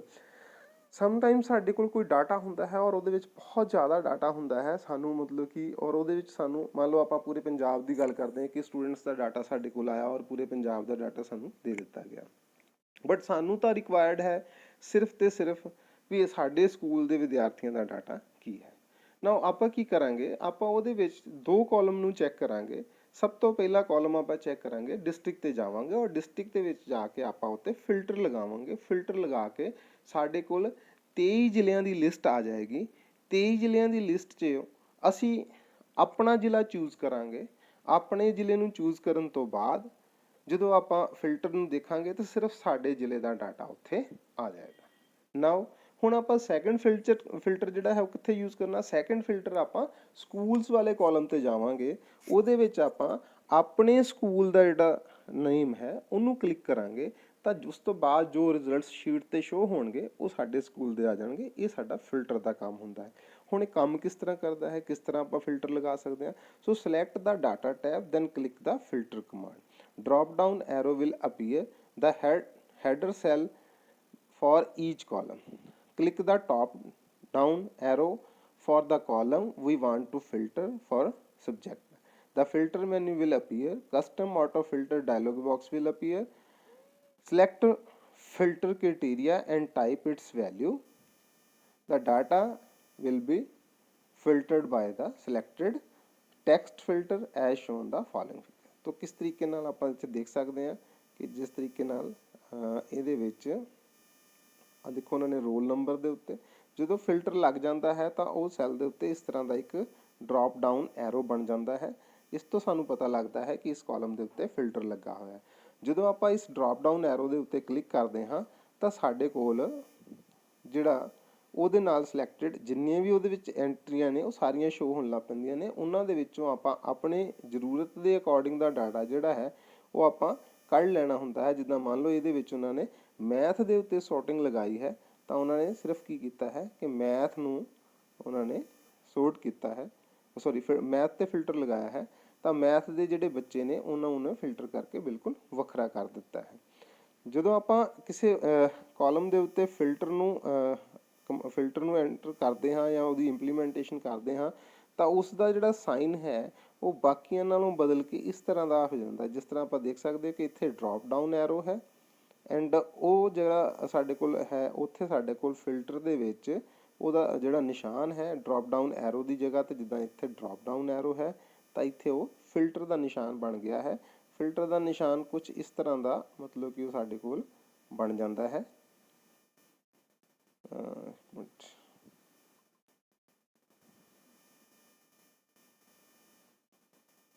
ਜਿਸ ਤਰ੍ਹਾਂ ਕਿ ਕੁੱਪੀ ਹੁੰਦੀ ਹੈ ਉਸ ਤਰ੍ਹਾਂ ਦਾ ਨਿਸ਼ਾਨ ਸਾਡੇ ਕੋਲ ਬਣ ਜਾਂਦਾ ਹੈ ਤਾਂ ਉਸ ਤੋਂ ਪਤਾ ਲੱਗਦਾ ਹੈ ਕਿ ਇਹ ਇੱਥੇ ਫਿਲਟਰ ਜਿਹੜਾ ਹੈ ਉਹ ਇੰਪਲੀਮੈਂਟ ਹੋ ਚੁੱਕਾ ਹੈ। ਸੋ ਨੈਕਸਟ ਸਾਡੇ ਕੋਲ ਹੈ ਕਸਟਮ ਸੋਰਟ। ਫਿਲਟਰ ਦੀ ਜਗ੍ਹਾ ਦੀ ਤਰ੍ਹਾਂ ਹੀ ਜਿਹੜਾ ਸਾਡੇ ਕੋਲ ਸੋਰਟ ਦਾ ਮਤਲਬ ਆਪਸ਼ਨ ਹੈ ਉਹ ਵੀ ਬਹੁਤ ਇੰਪੋਰਟੈਂਟ ਹੈ।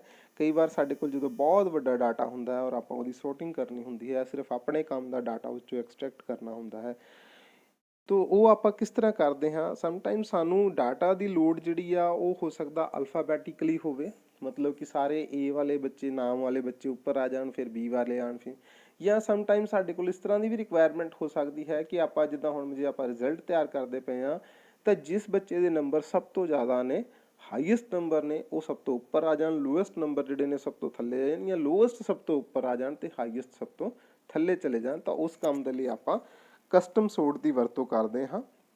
Sorting refers to the operation of arranging sets of data in some specific order. Sorting data can be ascending or descending order. It may be applied on alphabetic and numeric values. Following steps can be used to sort data in Excel. किस तरह ਨਾਲ ਕਰਦੇ ਹਾਂ? Select the data we want to sort. ਜਿਹੜੇ ਵੀ data ਨੂੰ ਆਪਾਂ sort ਕਰਨਾ ਚਾਹੁੰਦੇ ਹਾਂ ਉਹਨੂੰ ਆਪਾਂ ਸਭ ਤੋਂ ਪਹਿਲਾਂ ਸਿਲੈਕਟ ਕਰਾਂਗੇ. Click the data tab and then the sort button. ਫਿਰ ਆਪਾਂ ਡਾਟਾ ਟੈਬ ਤੇ ਜਾ ਕੇ sort button ਤੇ ਕਲਿੱਕ ਕਰਾਂਗੇ. The sort box click custom list under order. ਇਸ ਤਰ੍ਹਾਂ ਦੀ ਸਾਡੇ ਕੋਲ ਇੱਕ ਲਿਸਟ ਉਹਦੇ ਵਿੱਚ ਆ ਜਾਏਗੀ ਔਰ ਉਹਦੇ ਵਿੱਚ ਕੀ ਕਰੇਗਾ ਉਹ ਸਾਰਿਆਂ ਨੂੰ ਅਲਫਾਬੈਟਿਕਲੀ ਕਰ ਦੇਗਾ. Then the list entire box, entire rows data sorted. For example, we sorted name, then father name and A to Z. ਸੋ ਇਹਦੇ ਵਿੱਚ ਆਪਾਂ ਫਿਰ ਕਸਟਮ ਜਿਹੜੀ ਹੈਗੀ ਆ sorting ਦੀ ਯੂਜ਼ ਕਰਾਂਗੇ. ਜੇ ਆਪਾਂ ਇੱਕ ਤੋਂ ਵੱਧ ਕਾਲਮਸ ਨੂੰ ਸੋਰਟ ਕਰਨਾ ਚਾਹੁੰਦੇ ਕਿ ਪਹਿਲਾਂ ਮਤਲਬ ਨੇਮ ਨੂੰ ਕਰੇ ਦੈਨ ਫਿਰ ਫਾਦਰ ਨੇਮ ਨੂੰ ਕਰੇ ਤਾਂ ਫਿਰ ਆਪਾਂ ਉਹ 'ਚ ਕਸਟਮ ਸੋਰਟ ਦੀ ਵਰਤੋਂ ਕਰਦੇ ਹਾਂ ਔਰ ਸਾਡੇ ਕੋਲ ਇਸ ਤਰ੍ਹਾਂ ਦਾ ਇੱਕ ਡਾਇਲੋਗ ਬਾਕਸ ਖੁੱਲ੍ਹ ਜਾਂਦਾ ਹੈ ਜਿਹਦੇ ਵਿੱਚ ਕੀ ਕਰਨਾ ਹੈ ਆਪਾਂ ਜਦੋਂ ਸਾਡੇ ਕੋਲ ਇਸ ਤਰ੍ਹਾਂ ਦਾ ਡਾਇਲੋਗ ਬਾਕਸ ਖੁੱਲ੍ਹਦਾ ਹੈ ਤਾਂ ਇਹਦੇ ਵਿੱਚ ਆਪਾਂ ਸਭ ਤੋਂ ਪਹਿਲਾਂ ਕਿਹੜੇ ਕਾਲਮ ਨੂੰ ਸੋਰਟ ਕਰਨਾ ਚਾਹੁੰਦੇ ਹਾਂ ਸਭ ਤੋਂ ਪਹਿਲਾਂ ਆਪਾਂ ਉਹਨੂੰ ਚੂਜ਼ ਕਰਦੇ ਹਾਂ. ਮੰਨ ਲਓ ਆਪਾਂ ਸਭ ਤੋਂ ਪਹਿਲਾਂ ਨੇਮ ਨੂੰ ਕਰਨਾ ਹੈ ਤਾਂ ਨੇਮ ਨੂੰ ਪਹਿਲਾਂ ਉਹ A to Z ਸੋਰਟਿੰਗ ਕਰੇਗਾ. ਦੈਨ ਆਪਾਂ ਸੈਕੰਡ ਆਪਸ਼ਨ ਦੇ ਵਿੱਚ ਦੈਨ ਉਸ ਤੋਂ ਬਾਅਦ ਜੇ ਫਾਦਰ ਨੇਮ ਲਿਖਦੇ ਹਾਂ ਤਾਂ ਉਹ ਫਾਦਰ ਨੇਮ ਨੂੰ ਸੋਰਟਿੰਗ ਕਰੇਗਾ. ਇਸ ਤਰੀਕੇ ਨਾਲ ਸਾਡੇ ਕੋਲੋਂ ਮਲਟੀਪਲ ਸੋਰਟਿੰਗ ਵੀ ਆਪਾਂ MS Excel ਦੇ ਵਿੱਚ ਕਰ ਸਕਦੇ ਹਾਂ, ਸੈਪਰੇਟ ਸ਼ੀਟ ਦੇ ਵਿੱਚ ਕਰ ਸਕਦੇ ਹਾਂ. So freeze pane is also important in MS Excel. ਕਿਉਂਕਿ ਸਮਟਾਈਮਸ ਆਪਾਂ ਦੇਖਦੇ ਹਾਂ ਕਿ ਸਕਰੀਨ ਦੇ ਉੱਤੇ ਜਦੋਂ ਆਪਾਂ MS Excel ਨੂੰ ਖੋਲ੍ਹਦੇ ਹਾਂ ਤਾਂ ਸਾਡੇ ਕੋਲ ਮੈਕਸੀਮਮ ਟੂ ਮੈਕਸੀਮਮ ਜਿਹੜੇ ਨੇ ਮਤਲਬ ਕਿ 10-15 ਕਾਲਮ ਜਿਹੜੇ ਸਕਰੀਨ 'ਤੇ ਸ਼ੋ ਹੁੰਦੇ ਆ. ਜੇ ਆਪਾਂ ਉਹਦਾ ਸਾਈਜ਼ ਛੋਟਾ ਕਰ ਦਈਏ ਤਾਂ ਥੱਲੇ ਰੋਜ਼ ਵੀ ਜਿਹੜੀਆਂ ਨੇ 30-35 ਤੱਕ ਹੀ ਸ਼ੋ ਹੁੰਦੀਆਂ ਨੇ. ਬਟ ਸਾਡੇ ਕੋਲ ਡਾਟਾ ਬਹੁਤ ਜ਼ਿਆਦਾ ਹੁੰਦਾ ਹੈ. ਬਟ ਜਿਹੜਾ ਸਾਡਾ ਹੈਡਿੰਗ ਹੈ, ਜਿਹੜਾ ਸਾਡਾ ਹੈਡਰ ਫਾਈਲ ਹੈ ਜਿੱਥੇ ਆਪਾਂ ਹੈਡਿੰਗਸ ਲਿਖੇ ਹੋਏ ਨੇ ਉਹ ਸਾਡੀ ਟੌਪ ਵਾਲੀ ਰੋਜ਼ ਦੇ ਵਿੱਚ ਹੁੰਦੇ ਨੇ. ਔਰ ਉਸ ਦੇ ਨਾਲ ਕੀ ਹੁੰਦਾ ਕੁਛ ਇੱਦਾਂ ਵੀ ਹੋ ਸਕਦਾ ਕਿ ਸਾਡੀ ਜਿਹੜੀ ਲੈਫਟ ਹੈਂਡ ਸਾਈਡ ਵਾਲੀ ਦੇ ਵਿੱਚ ਕਿਸੇ ਸਟੂਡੈਂਟ ਦੀ ID ਲਿਖੀ ਹੋਵੇ ਜਾਂ ਉਹਦੇ ਬਾਰੇ ਉਹਦਾ ਰੋਲ ਨੰਬਰ ਲਿਖਿਆ ਹੋਵੇ ਜਿਹੜਾ ਕਿ ਬਹੁਤ ਇੰਪੋਰਟੈਂਟ ਹੁੰਦਾ ਹੈ. ਔਰ ਆਪਾਂ ਚਾਹੁੰਦੇ ਹਾਂ ਕਿ ਜਿਹੜਾ ਸਟੂਡੈਂਟ ਦਾ ਮਤਲਬ ਕਿ ID ਹੈ ਔਰ ਉੱਪਰਲੇ ਜਿਹੜੇ ਸਾਡੇ ਕੋਲ ਉਹਦੇ ਕਾਲਮ ਨੇ ਉਹ ਸਾਨੂੰ ਸ਼ੋ ਹੁੰਦੇ ਰਹਿਣ. ਬਟ ਜਿਹੜਾ ਥੱਲੇ ਵਾਲਾ ਡਾਟਾ ਵਾ ਉਹ ਸਕਰੋਲ ਹੋ ਜਾਵੇ, ਉਹ ਮਤਲਬ ਕਿ ਉੱਪਰ ਚਲਾ ਜਾਵੇ ਬਟ ਹੈਡਿੰਗ ਨਾ ਮਤਲਬ ਕਿ ਸਾਨੂੰ ਮਤਲਬ ਕਿ ਇੱਦਾਂ ਨਾ ਹੋਵੇ ਕਿ ਹੈਡਿੰਗ ਦਿਖਣੇ ਬੰਦ ਹੋ ਜਾਣ. ਤਾਂ ਉਸ ਦੇ ਲਈ ਆਪਾਂ ਫਰੀਜ਼ ਪੇਨ ਦੀ ਵਰਤੋਂ ਕਰਦੇ ਹਾਂ.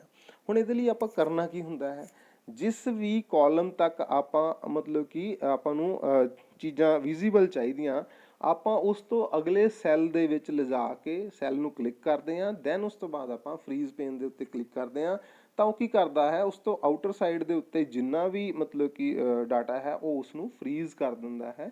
ਔਰ ਉਹਦੇ ਨਾਲ ਕੀ ਹੁੰਦਾ ਕਿ ਉਹਦੀ ਵਿਜ਼ੀਬਿਲਿਟੀ ਸਾਡੇ ਲਈ ਹਮੇਸ਼ਾ ਲਈ ਬਣੀ ਰਹਿੰਦੀ ਹੈ. ਡਾਟਾ ਥੱਲੇ ਸਕਰੋਲ ਹੋ ਕੇ ਉੱਪਰ ਜਾਂਦਾ ਰਹਿੰਦਾ ਹੈ. ਸੋ whenever we are working with a lot of data in Excel, it can be difficult to compare information in our workbook.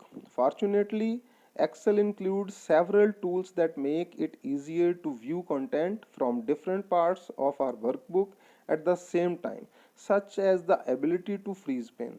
To keep an area of worksheet visible while we scroll to another area of the worksheet, go to View tab, where we can freeze panes to lock specific rows and columns in place, or we can split panes to create separate windows of the same worksheet. When we freeze panes, Microsoft Excel keeps specific rows or columns visible when we scroll the sheet. For example, in first row in our separate sheet contains headers, we might freeze that row to make sure that the column header remains visible as we scroll down in our separate sheet. तो जिस तरह कि मैं आप जी ਨੂੰ ਪਹਿਲਾਂ ਵੀ ਦੱਸਿਆ ਤਾਂ ਉਸ ਤਰੀਕੇ ਨਾਲ ਆਪਾਂ ਜਿੱਥੇ ਵੀ ਉਹਨੂੰ ਫਰੀਜ਼ ਪਿਨ ਦੀ ਆਪਸ਼ਨ ਹੁੰਦੀ ਹੈ ਟੌਪ ਰੋ ਤੇ ਹੈ ਜਾਂ ਫਿਰ ਆਪਾਂ ਫਸਟ ਕਾਲਮ ਤੇ ਕਰਨੀ ਹੈ, ਜਿਸ ਤਰ੍ਹਾਂ ਵੀ ਆਪਾਂ ਜਿੱਥੇ ਵੀ ਸੈੱਲ ਤੇ ਰੱਖ ਕੇ ਕਰਦੇ ਹਾਂ ਉਸ ਤਰੀਕੇ ਨਾਲ ਉਸ ਨੂੰ ਫਰੀਜ਼ ਕਰ ਦਿੰਦਾ ਹੈ. Page setup and printing option same ਜਿੱਦਾਂ ਆਪਾਂ MS Word ਦੇ ਵਿੱਚ ਦੇਖਿਆ ਸੀਗਾ ਕਿ ਸਾਡੇ ਕੋਲ ਉੱਥੇ ਵੀ ਪੇਜ ਸੈਟਅਪ ਦੀ ਔਰ ਪ੍ਰਿੰਟਿੰਗ ਦੀ ਆਪਸ਼ਨ ਸੀ, ਸਿਮਿਲਰਲੀ ਇਹਦੇ ਵਿੱਚ ਵੀ ਹੈ. ਕਿ ਆਪਾਂ ਮਾਰਜਨ ਕਿੰਨਾ ਛੱਡਣਾ ਹੈ ਪੇਜ ਤੇ ਜਦੋਂ ਆਪਾਂ ਪ੍ਰਿੰਟ ਆਊਟ ਲੈ ਰਹੇ ਹਾਂ, ਓਰੀਐਂਟੇਸ਼ਨ ਸਾਡੀ ਕਿੱਦਾਂ ਦੀ ਹੋਏਗੀ, ਲੈਂਡਸਕੇਪ ਰਹੇਗੀ ਜਾਂ ਪੋਰਟਰੇਟ ਚਾਹੀਦੀ ਆ, ਸਾਈਜ਼ ਪੇਜ ਦਾ ਕੀ ਰਹਿਣ ਵਾਲਾ ਹੈ, ਲੀਗਲ ਸਾਈਜ਼ ਹੈ, A4 ਸਾਈਜ਼ ਹੈ, A3 ਸਾਈਜ਼ ਹੈ ਜਾਂ ਲੈਟਰ ਸਾਈਜ਼ ਹੈ, ਜੋ ਵੀ ਆਪਾਂ ਸਾਈਜ਼ ਸਿਲੈਕਟ ਕਰਨਾ ਹੋਵੇ ਆਪਾਂ ਕਰ ਸਕਦੇ ਹਾਂ। ਦੈਨ ਪ੍ਰਿੰਟਿੰਗ ਏਰੀਆ ਕਿੰਨਾ ਰਹੇਗਾ, ਜਿੰਨਾ ਆਪਾਂ ਮਤਲਬ ਕਿ ਉਹ ਉਸ ਦੇ ਵਿੱਚ ਆਪਾਂ ਡਿਸਾਈਡ ਕਰ ਸਕਦੇ ਹਾਂ ਕਿ ਆਪਾਂ ਕਿੰਨਾ ਪੇਜ ਸਿਲੈਕਟ ਕਰਨਾ ਹੈ। ਆਪਾਂ ਆਪਣੇ ਵੱਲੋਂ ਸੈਪਰੇਟ ਸ਼ੀਟ ਤੇ ਸਿਲੈਕਟਡ ਏਰੀਆ ਨੂੰ ਵੀ ਇਕੱਲਾ ਪ੍ਰਿੰਟ ਕਰਵਾ ਸਕਦੇ ਹਾਂ। ਦੈਨ ਬ੍ਰੇਕਸ ਕੀ ਸਾਨੂੰ ਮਤਲਬ ਪੇਜ ਬ੍ਰੇਕ ਤੋਂ ਬਾਅਦ ਮੈਂਸ਼ਨ ਕਰੇ ਕਿ ਇੱਥੋਂ ਪੇਜ ਬ੍ਰੇਕ ਹੋਇਆ ਹੈ। ਇਸ ਤਰੀਕੇ ਨਾਲ ਬੈਕਗਰਾਊਂਡ ਕਿਸ ਤਰ੍ਹਾਂ ਦੀ ਰੱਖਣੀ ਹੈ, ਉਹਦਾ ਮਤਲਬ ਕਲਰ ਕੀ ਹੋ ਸਕਦਾ ਹੈ, ਪ੍ਰਿੰਟ ਟਾਈਟਲ ਕੀ ਹੋਏਗਾ, ਇਹ ਸਾਰੀਆਂ ਚੀਜ਼ਾਂ ਸਾਡੇ ਕੋਲ ਪੇਜ ਸੈਟਅਪ ਤੇ ਪ੍ਰਿੰਟਿੰਗ ਦੇ ਵਿੱਚ ਆਉਂਦੀਆਂ ਨੇ। ਦੈਨ ਹੈ ਫਾਈਲ ਕਨਵਰਜ਼ਨ। ਜਦੋਂ ਆਪਾਂ ਐਕਸਲ ਦੀ ਸ਼ੀਟ ਤਿਆਰ ਕਰ ਲਈ ਔਰ ਉਸ ਵਿੱਚ ਸਾਡੇ ਕੋਲ ਇੱਕ ਨਵਾਂ ਫੀਚਰ ਹੈ ਜਿਹਦੇ ਨਾਲ ਆਪਾਂ ਪੁਰਾਣੇ ਆਫਿਸ ਦੇ ਵਿੱਚ ਨਹੀਂ ਸੀ ਹੁੰਦਾ, ਬਟ ਅੱਜ ਕੱਲ੍ਹ ਇਸ ਨੂੰ ਆਪਾਂ ਮਤਲਬ ਨਵਾਂ ਜਿਹੜਾ MS ਆਫਿਸ ਆਪਾਂ ਯੂਜ਼ ਕਰ ਰਹੇ ਹਾਂ ਉਹਦੇ ਵਿੱਚ ਹੈ ਕਿ ਆਪਾਂ ਆਪਣੀ ਸ਼ੀਟ ਨੂੰ ਬਾਅਦ ਵਿੱਚ ਐਜ਼ ਏ PDF ਵੀ ਸੇਵ ਕਰ ਸਕਦੇ ਹਾਂ। ਉਸ ਦਾ ਕੀ ਫਾਇਦਾ ਹੁੰਦਾ ਹੈ ਕਿ ਜਦੋਂ ਆਪਾਂ ਕਿਸੇ ਨੂੰ ਡਾਟਾ ਸੈਂਡ ਕਰਨਾ ਹੋਵੇ ਤਾਂ ਜਦੋਂ ਆਪਾਂ ਉਸ ਦੀ PDF ਬਣਾ ਦਿੰਦੇ ਹਾਂ ਤਾਂ ਉਸ ਦੀ ਜਿਹੜੀ ਐਡੀਟਿੰਗ ਆ ਉਹ ਐਕਸਲ ਦੇ ਵਿੱਚ ਮਤਲਬ PDF ਦੀ ਫਾਰਮ ਦੇ ਵਿੱਚ ਐਡੀਟਿੰਗ ਜਿਹੜੀ ਆ ਉਹ ਮਤਲਬ ਕਿ ਉਹਦੇ ਚੇਂਜਸ ਨਹੀਂ ਹੁੰਦੀਆਂ। ਡਾਟਾ ਜੋ ਡਾਟਾ ਆਪਾਂ ਭੇਜ ਰਹੇ ਹਾਂ ਐਜ਼ ਇਟ ਇਜ਼ ਉੱਥੇ ਸ਼ੋ ਹੋਏਗਾ, ਗਲਤੀ ਨਾਲ ਕੋਈ ਬੰਦਾ ਉਹਨੂੰ ਮਤਲਬ ਕਿ ਚੇਂਜ ਨਹੀਂ ਕਰ ਸਕਦਾ। ਬਟ ਜੇ ਆਪਾਂ ਮੰਨ ਲਓ ਐਕਸਲ ਸ਼ੀਟ ਕਿਸੇ ਨੂੰ ਦਿੰਦੇ ਹਾਂ ਔਰ ਗਲਤੀ ਨਾਲ ਕਿਸੇ ਟੈਬ ਤੇ ਉਹਦੇ ਕੋਲ ਕੋਈ ਕਲਿੱਕ ਹੋ ਜਾਂਦਾ ਹੈ ਤਾਂ ਉਹ ਡਾਟਾ ਉਹਦੇ ਕੋਲ ਮਿਸਪਲੇਸ। ਪਰ ਜੇ ਆਪਾਂ PDF ਫਾਈਲ ਭੇਜ ਰਹੇ ਹਾਂ ਤਾਂ ਉਹਦੇ ਵਿੱਚ ਜੋ ਆਪਾਂ ਭੇਜ ਰਹੇ ਹਾਂ ਉਹਦੇ 'ਚ ਜਿਹੜੀ ਐਡੀਟਿੰਗ ਆ ਉਹ ਮਤਲਬ ਕਿ ਅਣਜਾਣੇ ਦੇ ਵਿੱਚ ਨਹੀਂ ਕੀਤੀ ਜਾ ਸਕਦੀ। ਤਾਂ ਇਹ ਸਾਡੇ ਕੋਲ ਇੱਕ ਆਪਸ਼ਨ ਹੈ। ਕਿਸ ਤਰ੍ਹਾਂ ਨਾਲ ਆਪਾਂ ਨੂੰ ਕਰਦੇ ਹਾਂ, ਫਾਈਲ ਦੇ ਵਿੱਚ ਜਾ ਕੇ ਸਾਡੇ ਕੋਲ ਸੇਵ ਐਜ਼ ਦੀ ਆਪਸ਼ਨ ਆਉਂਦੀ ਹੈ। ਦੈਨ ਆਪਾਂ ਜੋ ਵੀ ਉਸ ਦਾ ਨਾਮ ਰੱਖਣਾ ਹੋਵੇ ਸੇਵ ਐਜ਼ PDF ਕਰਕੇ ਔਰ ਉਸ ਤੋਂ ਬਾਅਦ ਫਾਈਲ ਦਾ ਨਾਮ ਦਿੰਦੇ ਹਾਂ ਤੇ ਸਾਡੇ ਕੋਲ ਫਾਈਲ ਸੇਵ ਹੋ ਜਾਂਦੀ ਹੈ। ਦੈਨ ਸਾਡੇ ਕੋਲ ਇਹਦੇ ਵਿੱਚ ਲਾਸਟ ਹੈ ਟਾਈਪਿੰਗ ਟੈਕਨੀਕਸ। ਸੋ ਆਪਾਂ MS ਵਰਡ ਬਾਰੇ ਪੜ੍ਹਿਆ, MS ਐਕਸਲ ਬਾਰੇ ਪੜ੍ਹਿਆ, ਹੁਣ ਆਪਾਂ ਟਾਈਪਿੰਗ ਟੈਕਨੀਕਸ ਕੀ ਨੇ ਸਾਡੇ ਕੋਲ। ਤਾਂ ਟੱਚ ਟਾਈਪਿੰਗ ਮਤਲਬ ਕਿ ਕੀ ਚੀਜ਼ ਹੈ ਸਾਡੇ ਕੋਲ। ਟੱਚ ਟਾਈਪਿੰਗ ਹੈ ਕਿ ਜਿਹੜੀ ਟਾਈਪਿੰਗ ਆਪਾਂ ਆਪਣੀਆਂ ਉਂਗਲਾਂ ਨਾਲ ਕਰਦੇ ਹਾਂ ਉਸ ਨੂੰ ਆਪਾਂ ਟੱਚ ਟਾਈਪਿੰਗ ਕਹਿੰਦੇ ਹਾਂ। ਤਾਂ ਉਹਦੇ ਵਿੱਚ ਕੀ ਹੈ, ਸਾਡੇ ਕੋਲ ਕੀਬੋਰਡ ਹੁੰਦਾ ਹੈ। ਕੀਬੋਰਡ ਦਾ ਇੱਕ ਤਰੀਕਾ ਹੈ ਜਿਹਦੇ ਨਾਲ ਆਪਾਂ ASDFG ਸੈਮੀਕੋਲਨ LKGH ਦੀ ਤਰ੍ਹਾਂ ਨਾਲ ਆਪਾਂ ਉਹਨੂੰ ਟਾਈਪ ਕਰਦੇ ਹਾਂ। ਇਸੇ ਤਰ੍ਹਾਂ ਕਿ WERTPOIUI ਔਰ AZXCV ਬਿੰਦੀ ਕੌਮਾ MNV, ਇਹ ਸਾਡੇ ਕੋਲ ਇੱਕ ਰਿਦਮ ਹੈ, ਸਰਗਮ ਹੈ ਜਿਹਦੇ ਥਰੂ ਆਪਾਂ ਜਦੋਂ ਟਾਈਪਿੰਗ ਕਰਦੇ ਹਾਂ ਤਾਂ ਸਾਡੀ ਪ੍ਰੈਕਟਿਸ ਹੋਣ ਤੋਂ ਬਾਅਦ ਸਾਡਾ ਇੰਨਾ ਰਿਦਮ ਬਣ ਜਾਂਦਾ ਹੈ ਕਿ ਆਪਾਂ ਬਿਨਾਂ ਦੇਖੇ ਕੀਬੋਰਡ ਨੂੰ ਦੇਖੇ ਵੀ ਆਪਣੀਆਂ ਜਿਹੜੀਆਂ ਹੈ ਉਸ ਟਾਈਪ ਨੂੰ ਕਰ ਸਕਦੇ ਹਾਂ। ਕਿਹੜੀ ਉਂਗਲ ਨਾਲ ਕਿਹੜਾ ਬਟਨ ਟਾਈਪ ਹੁੰਦਾ ਹੈ ਆਪਾਂ ਪਿਛਲੀਆਂ ਕਲਾਸਾਂ 'ਚ ਪੜ੍ਹਿਆ ਹੋਇਆ। ਇਹ ਟੱਚ ਟਾਈਪਿੰਗ ਦੇ ਬਾਰੇ ਸੀ। ਇਸੇ ਤਰੀਕੇ ਨਾਲ ਸਾਡੇ ਕੋਲ ਇੱਕ ਵੌਇਸ ਟਾਈਪਿੰਗ ਹੁੰਦੀ ਹੈ। ਵੌਇਸ ਟਾਈਪਿੰਗ ਦੀ ਆਪਸ਼ਨ ਜਿਹੜੀ ਹੈ ਸਾਡੇ ਕੋਲ ਕਈ ਵਾਰ ਇਸ ਤਰ੍ਹਾਂ ਦਾ ਵੀ ਕੋਈ ਪਰਸਨ ਹੁੰਦਾ ਹੈ ਜਿਹਦੀ ਵਿਜ਼ੀਬਿਲਿਟੀ ਨਹੀਂ ਹੈ ਜਾਂ ਉਹ ਹੈਂਡੀਕੈਪ ਹੈ ਔਰ ਉਹ ਟਾਈਪ ਨਹੀਂ ਕਰ ਸਕਦਾ। ਦੈਨ ਉਹਦੇ ਲਈ ਸਾਡੇ ਕੋਲ ਵੌਇਸ ਟਾਈਪਿੰਗ ਦੀ ਆਪਸ਼ਨ ਹੁੰਦੀ ਹੈ। ਇਸ ਦੇ ਨਾਲ ਕੀ ਹੈ ਕਿ ਆਪਾਂ ਆਪਣੀ ਆਵਾਜ਼ ਨਾਲ ਬੋਲ ਕੇ ਵੀ ਟਾਈਪਿੰਗ ਕਰ ਸਕਦੇ ਹਾਂ। ਸੋ ਸਟੂਡੈਂਟਸ, ਇਹਦੇ ਵਿੱਚ ਸਾਡੇ ਕੋਲ ਲਾਸਟ ਦੇ ਵਿੱਚ ਹੈ ਫੌਂਟ ਕਨਵਰਜ਼ਨ ਟੂਲਸ। ਇਹ ਵੀ ਬਹੁਤ ਇੰਪੋਰਟੈਂਟ ਹੈ ਕਿਉਂਕਿ ਆਪਾਂ ਆਫਿਸ ਦੀ ਗੱਲ ਕਰ ਰਹੇ ਹਾਂ ਔਰ ਆਫਿਸ ਦੀ ਗੱਲ ਦੇ ਵਿੱਚ ਇਹ ਹਿੱਸਾ ਬਹੁਤ ਇੰਪੋਰਟੈਂਟ ਹੈ। ਆਪਾਂ ਪੰਜਾਬ ਦੇ ਵਿੱਚ ਰਹਿੰਦੇ ਹਾਂ ਅਤੇ ਦੇਖਦੇ ਹਾਂ ਕਿ ਮੋਸਟਲੀ ਕੰਮ ਜਿਹੜੇ ਆ ਸਾਡੇ ਉਹ ਪੰਜਾਬੀ ਦੇ ਵਿੱਚ ਹੁੰਦੇ ਨੇ। ਔਰ ਇਹਦੇ ਵਿੱਚ ਵੱਡੀ ਸਮੱਸਿਆ ਕੀ ਆਉਂਦੀ ਹੈ, ਸਮੱਸਿਆ ਆਉਂਦੀ ਹੈ ਫੌਂਟਸ ਦੀ। ਸਾਡੇ ਕੋਲ ਬਹੁਤ ਸਾਰੇ ਫੌਂਟਸ ਨੇ ਜਿਹੜੇ ਕਿ ਪੰਜਾਬੀ ਟਾਈਪਿੰਗ ਜਿਹਦੇ ਨਾਲ ਆਪਾਂ ਪੰਜਾਬੀ ਟਾਈਪਿੰਗ ਕਰ ਸਕਦੇ ਹਾਂ, ਪਰ ਹਰ ਇੱਕ ਫੌਂਟ ਨਾਲ ਹਰ ਬੰਦਾ ਫੈਮਿਲੀਅਰ ਹੋਵੇ ਇਹਦੀ ਪੋਸੀਬਿਲਿਟੀ ਬਹੁਤ ਘੱਟ ਹੁੰਦੀ ਹੈ। ਔਰ ਉਹਦੇ ਨਾਲ ਕੀ ਹੈ ਕਿ ਜੇ ਆਪਾਂ ਹਰ ਫੌਂਟ ਦੇ ਨਾਲ ਆਪਾਂ ਟਾਈਪਿੰਗ ਕਰਨ ਦੀ ਕੋਸ਼ਿਸ਼ ਕਰਦੇ ਹਾਂ ਤਾਂ ਸਾਡੀ ਜਿਹੜੀ ਐਫੀਸ਼ੀਐਂਸੀ ਹੈ ਉਹ ਵੀ ਘੱਟਦੀ ਹੈ। ਹੁਣ ਇਸ ਸਮੱਸਿਆ ਨੂੰ ਹੱਲ ਕਰਨ ਦੇ ਲਈ, ਇਸ ਪ੍ਰੋਬਲਮ ਨੂੰ ਹੱਲ ਕਰਨ ਲਈ ਸਾਡੇ ਕੋਲ ਇੱਕ ਫੌਂਟ ਕਨਵਰਜ਼ਨ ਟੂਲ ਹੁੰਦਾ ਹੈ, ਜਿਸ ਦੀ ਵਰਤੋਂ ਨਾਲ ਮੰਨ ਲਓ ਆਪਾਂ ਕੋਈ ਕੰਮ ਰਾਵੀ ਫੌਂਟ ਦੇ ਵਿੱਚ ਕਰਨਾ ਹੈ, ਬਟ ਸਾਨੂੰ ਰਾਵੀ ਫੌਂਟ ਦੇ ਬਾਰੇ ਜਾਣਕਾਰੀ ਨਹੀਂ ਆ, ਪਰ ਸਾਨੂੰ ਅਨਮੋਲ ਲਿਪੀ ਫੌਂਟ ਜਿਹੜਾ ਬਹੁਤ ਚੰਗੇ ਤਰੀਕੇ ਨਾਲ ਆਉਂਦਾ, ਅਤੇ ਆਪਾਂ ਫਿਰ ਫੌਂਟ ਕਨਵਰਜ਼ਨ ਟੂਲ ਦੀ ਵਰਤੋਂ ਦੇ ਨਾਲ ਜਿਹੜਾ ਯੂਨੀਕੋਡ ਕਨਵਰਜ਼ਨ ਕਰਕੇ ਆਪਾਂ ਅਨਮੋਲ ਲਿਪੀ ਟਾਈਪਿੰਗ ਨਾਲ ਹੀ ਰਾਵੀ ਫੌਂਟ ਦੇ ਵਿੱਚ ਲਿਖ ਸਕਦੇ ਹਾਂ। ਇਹ ਸਾਡੇ ਕੋਲ ਇੱਕ ਆਪਸ਼ਨ ਹੈ ਜਿਹਦੇ ਨਾਲ ਕਿ ਆਪਾਂ ਮਤਲਬ ਕਿ ਇਸ ਦੀ ਵਰਤੋਂ ਕਰਦੇ ਹਾਂ ਔਰ ਇੱਕ ਇੰਪੋਰਟੈਂਟ ਟੂਲ ਹੈ ਜਿਹੜਾ ਸਾਨੂੰ MS ਆਫਿਸ ਦੇ ਵਿੱਚ ਪ੍ਰੋਵਾਈਡ ਹੁੰਦਾ ਹੈ। ਸੋ ਸਟੂਡੈਂਟਸ, ਅੱਜ ਦੇ ਲਈ ਬਸ ਇੰਨਾ ਹੀ। ਸਾਡਾ ਪਹਿਲਾ ਚੈਪਟਰ +2 ਕਲਾਸ ਦੇ ਲਈ ਜਿਹੜਾ ਆਪਾਂ ਪੜ੍ਹਿਆ ਹੈ ਉਹ ਅੱਜ ਆਪਾਂ ਸਾਰਾ ਕੰਪਲੀਟ ਕਰ ਲਿਆ ਹੈ। ਇਸ ਦਾ ਪਹਿਲਾ ਪਾਰਟ ਮੈਂ ਆਪ ਜੀ ਨੂੰ ਪਹਿਲਾਂ ਵੀਡੀਓ ਦੇ ਵਿੱਚ ਭੇਜ ਚੁੱਕਾ ਹਾਂ। ਸੈਕੰਡ ਪਾਰਟ ਅੱਜ ਆਪ ਜੀ ਨੂੰ ਇਹ ਜਿਹੜਾ ਹੈ ਭੇਜਿਆ ਜਾ ਰਿਹਾ ਹੈ, ਅਤੇ ਇਸ ਨੂੰ ਸਾਰਿਆਂ ਨੇ ਧਿਆਨ ਨਾਲ ਸੁਣਨਾ ਹੈ ਔਰ ਆਪਣੀ ਕਿਤਾਬ ਨੂੰ ਨਾਲ ਖੋਲ੍ਹ ਕੇ ਰੱਖਣਾ ਹੈ। ਕਿਤਾਬ ਦੇ ਨਾਲ ਖੋਲ੍ਹਣ ਦੇ ਨਾਲ ਆਪ ਜੀ ਨੂੰ ਪਤਾ ਲੱਗੇਗਾ ਕਿ ਆਪਾਂ ਕਿੱਥੇ ਕੀ ਕਰ ਰਹੇ ਹਾਂ, ਔਰ ਉਹਦੇ ਨਾਲ ਜਿਹੜਾ ਆਪਣਾ first chapter office automation and typing ਦਾ ਉਹ ਖਤਮ ਹੁੰਦਾ ਹੈ। ਇਸ ਤੋਂ ਬਾਅਦ ਇਸ ਦੇ ਵਿੱਚ ਜਿਹੜੀ ਐਕਸਰਸਾਈਜ਼ ਹੈ ਬੇਟਾ ਦਿੱਤੀ ਹੋਈ ਹੈ ਉਹ ਆਪ ਸਾਰਿਆਂ ਨੇ ਕਰਨੀ ਹੈ। ਐਕਸਰਸਾਈਜ਼ ਦੇ ਵਿੱਚ ਤੁਸੀਂ ਦੇਖ ਸਕਦੇ ਹੋ ਕਿ ਤੁਹਾਡੇ ਕੋਲ ਔਰ ਇਸ ਐਕਸਰਸਾਈਜ਼ ਦੀ ਜਿਹੜੀ ਸੋਲਿਊਸ਼ਨ ਮਤਲਬ ਨੇ ਉਹ ਵੀ ਮੈਂ ਆਪ ਜੀ ਨੂੰ ਉਹਦੇ ਨੋਟਸ ਭੇਜ ਚੁੱਕਾ ਹਾਂ, ਸੋਲਿਊਸ਼ਨ ਨੋਟਸ ਇਹਦੇ ਭੇਜ ਚੁੱਕਾ ਹਾਂ। ਤਾਂ ਐਕਸਰਸਾਈਜ਼ ਦੇ ਵਿੱਚ ਮਲਟੀਪਲ ਚੋਇਸ ਕੁਐਸਚਨ ਆਨਸਰ ਨੇ, ਇਹ ਕਰਨੇ ਨੇ ਆਪਾਂ ਆਪਣੀ ਕਾਪੀ ਤੇ ਨੋਟ ਕਰਨੇ। ਦੈਨ ਫਿਲ ਇਨ ਦੀ ਬਲੈਂਕਸ ਹੈ, ਵੈਰੀ ਸ਼ੋਰਟ ਕੁਐਸਚਨ ਆਨਸਰ ਹੈ। ਇਹਦੇ ਵਿੱਚ ਬੇਟਾ ਇੱਕ ਫੁੱਲ ਫਾਰਮ ਆਈ ਹੈ WYSIWYG, ਇਹਦਾ ਵਿੱਚ ਕਿਤੇ ਜ਼ਿਕਰ ਨਹੀਂ ਹੋਇਆ, ਇਹ ਮੈਂ ਤੁਹਾਨੂੰ ਦੱਸ ਦੇਵਾਂ ਕਿ ਇਹ ਹੈ what you say is what you get, ਕਿ ਜੋ ਤੁਸੀਂ ਕਹਿ ਰਹੇ ਹੋ ਉਹ ਤੁਹਾਨੂੰ ਪ੍ਰਾਪਤ ਹੋਏਗਾ। what you say is what you get, ਇਹ ਇਸ ਦੀ ਫੁੱਲ ਫਾਰਮ ਹੈ, ਇਸ ਨੂੰ ਤੁਸੀਂ ਨੋਟ ਕਰ ਲੈਣਾ ਹੈ। ਦੈਨ ਇਸੇ ਤਰੀਕੇ ਨਾਲ ਸਾਡੇ ਕੋਲ ਇਹਦੇ ਵਿੱਚ ਬੀ ਪਾਰਟ ਦੇ ਵਿੱਚ ਸ਼ਾਰਟ ਕੁਐਸਚਨ ਆਨਸਰ ਟਾਈਪ ਨੇ ਅਤੇ ਲੌਂਗ ਕੁਐਸਚਨ ਆਨਸਰ। ਫਿਰ ਵੀ ਜੇ ਇਸ ਚੈਪਟਰ ਦੇ ਰਿਗਾਰਡਿੰਗ ਕਿਸੇ ਦੀ ਕੋਈ ਕੁਐਰੀ ਹੋਵੇ ਤਾਂ ਉਹ ਸਾਨੂੰ ਮੈਨੂੰ ਕਮੈਂਟ ਬਾਕਸ ਦੇ ਵਿੱਚ ਕਮੈਂਟ ਕਰਕੇ ਪੁੱਛ ਸਕਦਾ ਹੈ। ਇਹਦੀਆਂ ਕੁਝ ਲੈਬ ਐਕਟੀਵਿਟੀਜ਼ ਨੇ ਬੇਟਾ, ਤੁਸੀਂ ਆਪਣੇ ਘਰ ਆਪਣੇ ਕੰਪਿਊਟਰ 'ਤੇ ਬੈਠ ਕੇ ਕਰ ਸਕਦੇ ਹੋ। ਉਸ ਦੇ ਵਿੱਚ ਵੀ ਜੇ ਤੁਹਾਨੂੰ ਕੋਈ ਸਮੱਸਿਆ ਆਵੇ ਤਾਂ ਤੁਸੀਂ ਮੈਨੂੰ ਮੇਰੇ ਫੋਨ 'ਤੇ ਵੀ ਸੰਪਰਕ ਕਰ ਸਕਦੇ ਹੋ ਜਾਂ ਕਮੈਂਟ ਬਾਕਸ ਦੇ ਵਿੱਚ ਵੀ ਪੁੱਛ ਸਕਦੇ ਹੋ, ਮੈਨੂੰ ਮੈਸੇਜ ਵੀ ਕਰ ਸਕਦੇ ਹੋ ਕਿ ਸਰ ਜੀ ਸਾਨੂੰ ਇਹ ਨਹੀਂ ਸਮਝ ਲੱਗਾ, ਤਾਂ ਮੈਂ ਉਸ ਤੁਹਾਡੀ ਪ੍ਰੋਬਲਮ ਨੂੰ ਫੋਨ 'ਤੇ ਸਮਝਾਉਣ ਦੀ ਕੋਸ਼ਿਸ਼ ਕਰੂੰਗਾ। ਲੋਕਡਾਊਨ ਦਾ ਪੀਰੀਅਡ ਹੈ ਬੇਟਾ, ਘਰ ਵਿੱਚ ਰਹੋ, ਆਪਣੇ ਆਪ ਨੂੰ ਸੇਫ ਰੱਖੋ, ਪਰ ਨਾਲ ਦੀ ਨਾਲ ਆਪਣੀ ਪੜ੍ਹਾਈ ਜ਼ਰੂਰ ਕਰਦੇ ਰਹੋ। ਇਹਨਾਂ ਸ਼ਬਦਾਂ ਦੇ ਨਾਲ ਆਪਾਂ ਅੱਜ ਦਾ ਇਹ ਲੈਸਨ ਇੱਥੇ ਖਤਮ ਕਰਦੇ ਹਾਂ। So thank you very much.